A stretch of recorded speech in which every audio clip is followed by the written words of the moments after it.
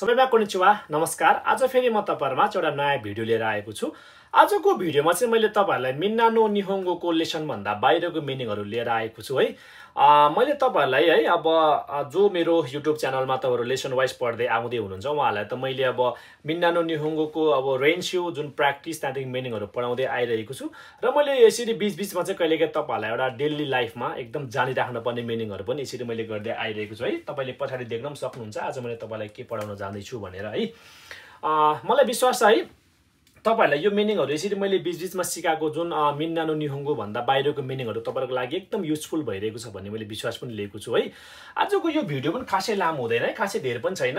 यो भिडियो खासै लामो हुँदैन है। त्यही भएर जो हाम्रो भिडियोमा यसरी यो जोडिनु भएको छ है तपाईहरु हाम्रो YouTube च्यानलमा नयाँ हुनुहुन्छ भने चाहिँ हामीलाई सब्स्क्राइब पनि गरेर सपोर्ट गरिदिनु होला, किनकि हामी पनि एकदम युट्युबमा नयाँ छौं।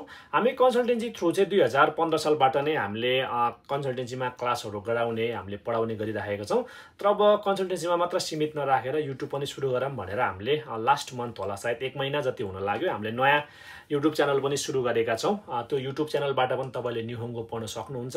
त्यही भएर मोर अपडेट है यो भन्दा अझ धेरै जानकारीको लागि पनि तपाईले हाम्रो युट्युब च्यानललाई सब्स्क्राइब गर्नु होला, किनकि यो बाहेक पनि हामी तपाईहरुलाई जस्तै अस्ति मात्र मैले स्टुडेन्ट भिजामा जापान आउँदै गर्दाखेरि कसरी मेन्चेचु फेस गर्ने र मेन्चेचुमा के सोच्छ त्यो बारेमा सिकाइसकेको छु। र अब केही दिनमा मैले तपाईहरुलाई जापान मैले पछिल्लो समय वर्किङ भिजामा है एसएसडब्ल्यू भिजा, टीआईटीपी भिजा जुन गिजिङकोको भिजा भन्छ, ब्याचलर पास गरेको विद्यार्थीहरु आउन मिल्ने भिजा, त्यो भिजाको बारेमा पनि म तपाईहरुलाई सबै एउटा भिडियो बनाउने छु। त्यो कस्तो भिजा हो, के हो र इन्टरभ्यु फेस कसरी गर्ने, त्यो इन्टरभ्युको क्वेशन आन्सरहरु म तपाईलाई नेपालीमा सबै लेखेर एउटा भिडियो बनाउने छु। त्यसको लागि भने हामीलाई सब्स्क्राइब गरेर राख्नु होला।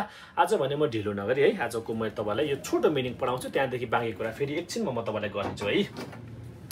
हेर्नुस् त आज मैले तपाईलाई पढाउन गइरहेको चाहिँ के हो भने है घरमा जुन हाम्रो सन्तान हुन्छ नि, जस्तै हामी अब जेठी छोरी जेठा छोरालाई जापानिज चाहिँ कसरी भन्ने त है। एउटा घरमा जस्तै अब जेठा छोरालाई कसरी भन्ने, जेठो, माइलो, साइलो, कान्छो अथवा जेठी, माइली, साइली, कान्छीलाई चाहिँ जापानिज भाषामा चाहिँ कसरी भन्ने आज म तपाईलाई त्यही बारेमा सिकाउन जाँदै छु। भिडियो खासै लामो हुँदैन, ध्यान दिएर हेर्नु होला है। हेर्नुस् त सबैभन्दा पहिला जेठी छोरी है। म हेर्नुस् त यो हिरागानामा पनि लेख्दिएको छु है। जो यो मेरो लेसन पढेर आउनु भएको छ है, मैले तपाईहरुलाई अगाडि हिरागाना कसरी लेख्ने र हिरागाना कातागाना लेख्ने तरिकामा सिकाइसकेको छु। विश्वास छ है तपाईहरुले अब यतिको हिरागाना चाहिँ तपाई आफै पढ्न सक्नुहुन्छ होला है, र पढ्न सक्नु पनि पर्छ है, किनकि आज अलिकति स्पेस बाँकी भएर यो मैले लेखिदिए। नर्मली अब यो मैले लेख्न छोडिसकेको छु है यो चाहिँ, त्यही भएर ध्यान दिएर हेर्नु होला है। आज चाहिँ मैले नेपालीमा लेखिदिएको छु। यतिको हिरागाना चाहिँ तपाई जो मेरो स्टुडेन्ट हुनुहुन्छ तपाईहरुले यतिको हिरागाना चाहिँ अब चाहिँ पढ्न सक्नुपर्छ है। त्यही भएर हेर्नुस् त आज चाहिँ मैले हिरागाना नेपाली र इंग्लिशमा पनि लेखिदिएको छु। सधैं मैले यो चाहिँ लेख्दिन, त्यही भएर यतिको हिरागाना चाहिँ पढ्नु होला है। हेर्नुस् त जेठी छोरीलाई के भन्दो रहेछ त अब जापानिजमा, यो हेर्नुस् त च्योजो। हेर्नुस् त च्योजो भनेको के हो, जेठी छोरी है। इंग्लिश राम्रो हुनेहरुले यहाँ इंग्लिशमा हेर्न सक्नुहुन्छ, एल्डेस्ट डटर भन्छ सबैभन्दा ठुलो छोरीलाई है। हेर्नुस् त अर्को जिजो। जिजो भनेको के हो, जिजो भनेको माइली छोरी है। जिजो भनेको माइली छोरी जुन सेकेन्ड डटरलाई के भन्दो रहेछ, जिजो। अनि अब साइली छोरीलाई के भन्दो रहेछ, हेर्नुस् त साइली छोरीलाई जुन सान्जो है, जुन हाम्रो थर्ड डटर हुन्छ नि, हाम्रो तेस्रो पटक जन्मेको छोरीलाई चाहिँ के भन्ने, सान्जो, साइली छोरी है। नर्मली अब काइली अन्तरी भएको फ्यामिली पनि हुन सक्छ है। जस्तै अब तपाईलाई नर्मली यति कण्ठ पार्दाखेरि नर्मली हुन्छ जस्तो लागेर मैले यति मात्र लेखिदिएको छु है। जस्तै तपाईलाई यो भन्दा बढी कुनै जान्न मन लाग्यो भने चाहिँ तल कमेन्ट बक्समा जस्तै काइलीलाई के भन्छ, जस्तै तपाईलाई काइलीलाई भन्न मन लाग्यो, जस्तै अब सान्जोको ठाउँमा तपाईले योन्जो हुँदाखेरि साइली छोरी जस्तै अब काइली छोरी पनि हुन्छ है। जस्तै तपाईले अब काइली छोरी अन्तरी यो भन्दा बढी जानकारी लिन मन लागेर तपाईलाई जान्न मन लाग्यो भने तल कमेन्ट बक्समा सेन्सेलाई के भन्छ भनेर क्वेशन गर्नु होला। म तल कमेन्ट बक्समा तपाईको रिप्लाई पनि दिनेछु है। आज चाहिँ मैले साइलीसम्म राखेको छु। इनकेस तपाईलाई काइली पनि कण्ठ पार्न र जान्न मन लाग्यो भने तपाईले जस्तै अब हेर्नुस् त सान्जो अर्को योन्जो भनेर जस्तै अब फोर्थ डटरलाई पनि भन्छ अब नर्मली हैन। तर नर्मली तपाईलाई यतिले हुन्छ जस्तो लागेको छ मलाई है। यहाँ यो मेटिद अघि गर्दाखेरि हेर्नुस् त अब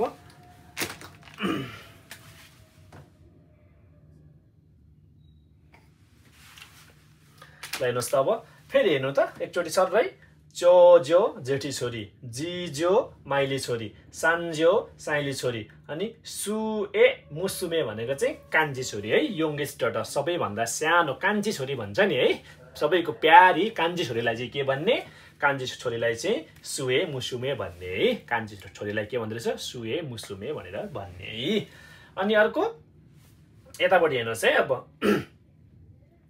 यो मुसुमे भनेको तपाईहरुलाई कतिको थाहा छ है, मुसुमे भनेको चाहिँ छोरी है, मुसुको र मुसुमे भन्छ छोरा र छोरी है।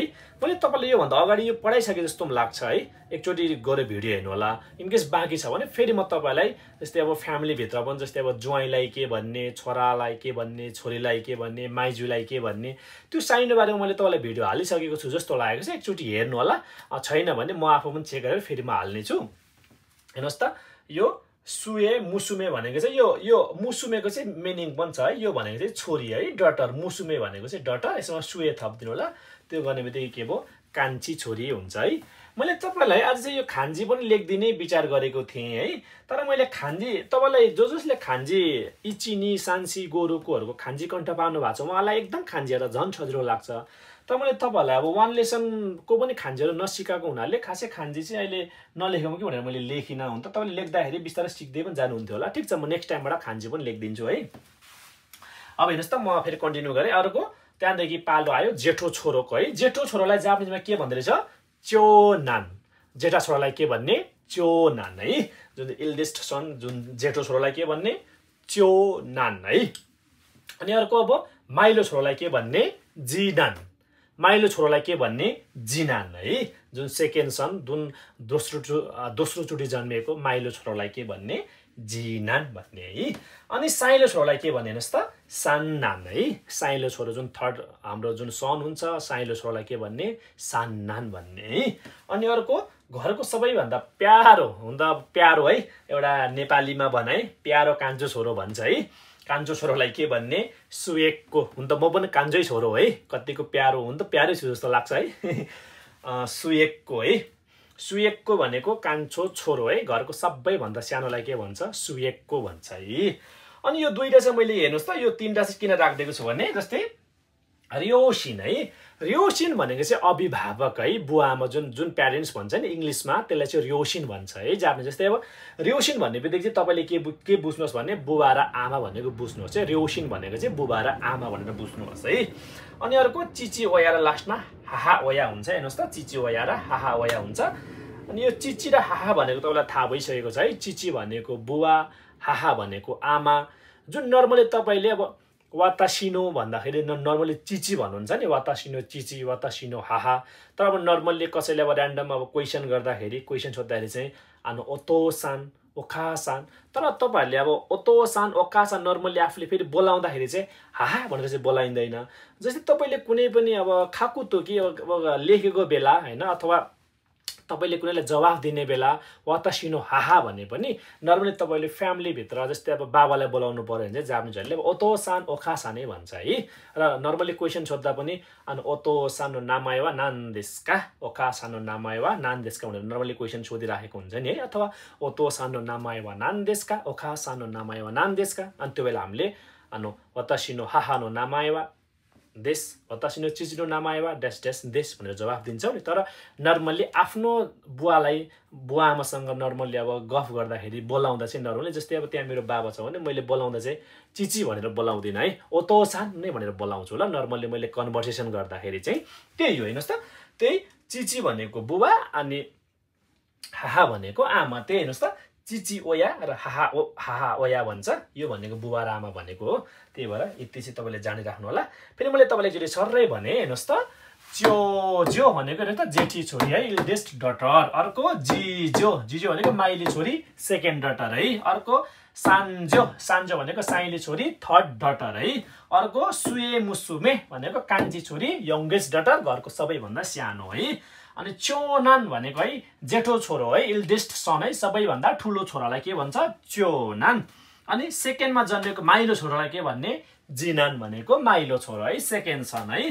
त्यहाँदेखि सान्नान भनेको साइलो छोरालाई के भन्ने, सान्नान है, जुन चाहिँ थर्ड चोटि जन्मेको सनलाई सान्नान भने। अनि सुएकको भनेको सबैभन्दा अन्तिममा जन्मेको सबैभन्दा यङ्गर सन है, सबैभन्दा यङ्गेस्ट सन हुन्छ नि, सबैभन्दा सानो, त्यसलाई चाहिँ के भन्नु सुएकको भनेर भन्नुहोस् है। अनि र्योसिन भनेको बुबारामा, जुन के भन्छ प्यारेन्ट्स भन्छ। अनि अर्को चिची ओया हाहा ओया भनेको बुबारामा, बुझ्नुहोस् है। आजको भिडियो यो खासै लामो छैन, तपाईँले एकदम ध्यान दिएर हेर्नु भने तपाईँलाई यो 15 देखि 20 मिनटमा कण्ठ पनि भइहाल्छ है। तपाईँ नयाँ हुनुहुन्छ भने तपाईँ नर्मली जापानिज भाषा पढिराखेको मान्छे, तर यो चाहिँ फर्स्ट टाइम सुनेकोलाई त नर्मली तपाईँलाई यसो हेर्दा, किनकि अब यो सान तपाईँले युज भइरहेकै शब्द हो है, यहाँ पनि सान आएको छ। अनि र्योसिन नर्मली सुनिराखेकै हुनुहुन्छ, तपाईँहरूलाई त 5-10 मिनट पनि लाग्दैन होला। तर जो बिल्कुलै अब लेसन 1 बाट एकदम गाम्बाते गर्दै हुन्छ, कोसिस गर्दै हुन्छ, उहाँहरूलाई 15-20 मिनट लाग्न सक्छ। तपाईँलाई कण्ठ भने त्यति गाह्रो छैन है। आजको भिडियो चाहिँ लगभग यति नै छ, खासै लामो छैन है।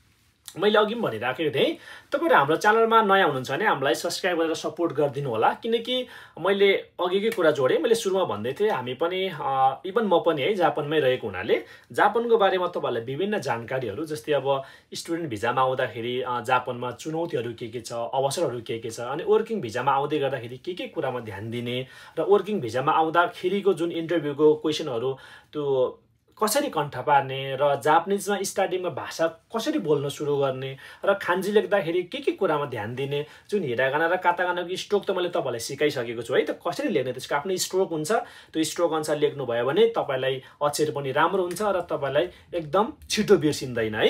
त्यही भएर जापानको बारेमा विभिन्न है मोर अपडेट, अनि यहाँ जापानमै भएको जुन विद्यार्थीहरूसँग हामीले एउटा इन्टरभ्यू पनि तयार बनाउँदैछौँ, जो चाहिँ लामो समयदेखि र भर्खर आएको जापानिज विद्यार्थीसँग उहाँहरूको अनुभव जस्ताको तस्तै हाम्रो युट्युब च्यानलमा मैले हाल्दैछु केही समय पछाडि। त्यो पनि सुनेर तपाईँहरूले जापानको बारेमा तपाईँ स्टुडेन्टमा जाँदै गर्दाखेरि यो कुरा हुँदो रहेछ, तपाईँ नेपालबाट नै माइन्ड मेकअप गरेर आउन सक्नुहुन्छ। हुन त अहिले एकदम ग्लोबलाइज भइसकेको छ है, तपाईँ नेपालमै बसेर पनि इन्टरनेटको दुनियाँ छ, तपाईँले धेरै कुरा त रिसर्च गर्न सक्नुहुन्छ।